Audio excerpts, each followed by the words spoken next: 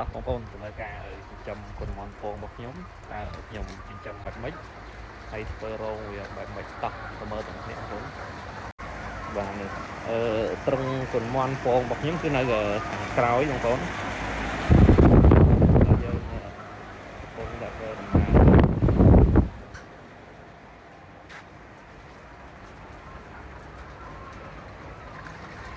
ើរយើងចាប់ផ្ដើមដូរទឹករោងទី1ហើយខាងមុខទៀតរោងទី2រោងទី2ឥឡូវយើងចូលមើលទៅក្នុងរោងទី2តោះ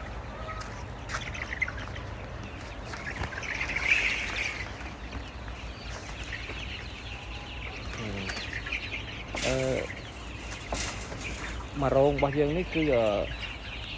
2500ក្បាលបងប្អូនបានអាយុ28ថ្ងៃហើយបងប្អូនមើលមិនដែរស្អាតទេស្មើគ្នាល្អបងប្អូនត្រង់របស់យើងគឺធំដែរដល់ឥឡូវវាចាប់ផ្ដើមពេញហើយទីទៀតយើងនឹងពង្រីកត្រង់បន្តទៀត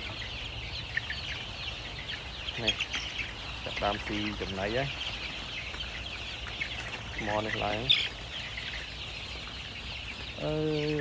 ក្នុងការចិញ្ចឹមគុនមន់ពងនេះគឺយើងដាក់ក្រាលបាតកាមដែរបងប្អូន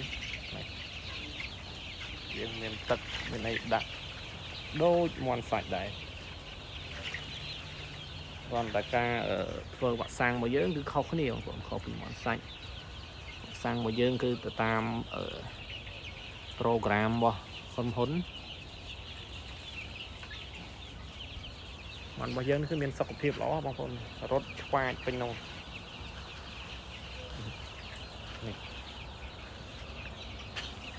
បងប្អូនឃើញស្រេចអូឡើងលើសយោទឹកឡើងលើអីអញ្ចឹងសុខភាពគឺល្អរោងរបស់យើង2រោងបងប្អូនទាំងអស់2រោងរោងដែលមានដែកខាងលើដោយសាររោងយើងរៀបចំថាត្រូវដាក់មេប៉ុន្តែដល់ពេលយើងកំងមេអត់ចេញអញ្ចឹងយើងមានតែចិញ្ចឹមកូន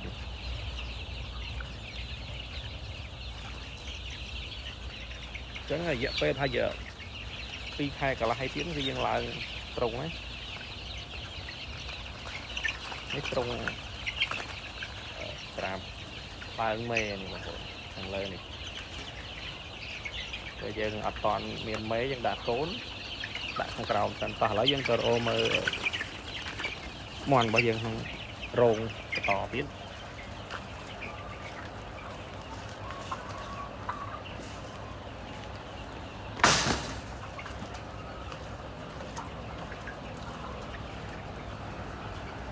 ដាក់ចំណីចូលអស់ទៅណាមេ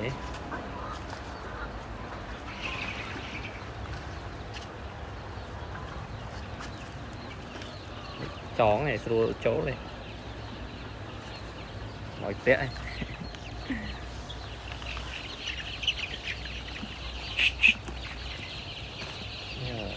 ក្នុងរោងទី2របស់យើងបងប្អូនគឺ2000ជាងដូចគ្នាដែរ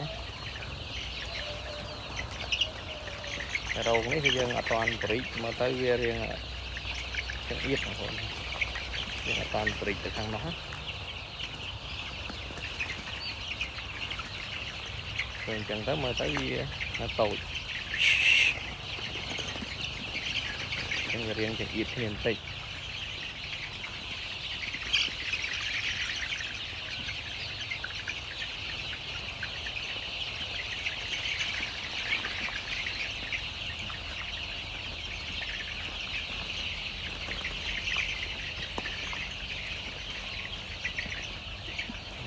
ស្អាតណាស់បងប្អូន